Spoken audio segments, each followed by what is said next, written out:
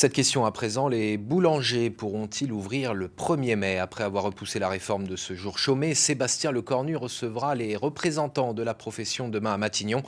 Mais sur le terrain, certains ont déjà tranché. Dans la Marne, ce boulanger a choisi d'ouvrir comme l'an dernier pour la fête du travail. Reportage Luc Sarès et Célia Vallée. Peu importe la décision du gouvernement, cette année encore cette boulangerie d'Épernay sera bien ouverte le 1er mai. Et ce, malgré l'amende encourue de 750 € par salarié. Pour le patron Grégory Pirot, ouvrir ce jour férié est essentiel pour son commerce. C'est un jour où on est ouvert, donc c'est un vendredi classique pour nous et on a aussi les préparations du samedi.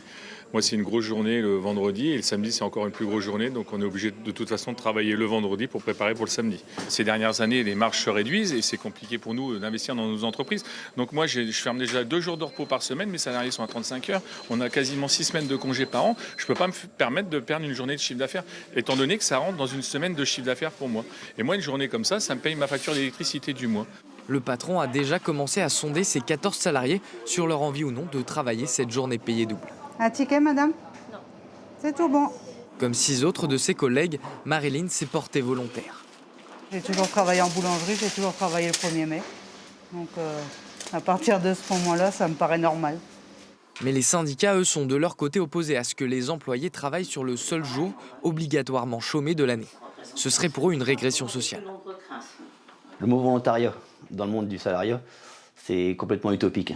On est tous subordonnés de quelqu'un et on sait très bien que quand on dit non à ses subordonnés, enfin quand on dit non à ses patrons, c'est toujours compliqué. Après, on a toujours peur de la répression ou autre. Et donc le volontariat pour nous, c'est pas entendable, quoi. La réception des représentants des artisans boulangers et pâtissiers à Matignon, initialement prévue aujourd'hui, a été reportée à demain. À l'issue de celle-ci, le gouvernement devrait ensuite trancher rapidement sur le cas particulier des boulangeries artisanales. Pour les autres commerces, la question est renvoyée à 2027.